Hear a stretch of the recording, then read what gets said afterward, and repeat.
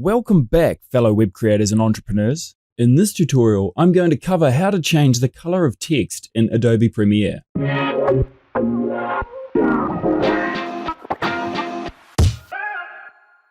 To kick things off, let's add some text to our video by selecting the text tool and clicking anywhere on your video preview panel. Type in your text and then press Ctrl-A on Windows, Command-A on Mac to select all of your text. Now head over to the Effect Controls panel, and under where it says Text, click the little arrow to reveal its contents. Click the colored box next to the Fill option.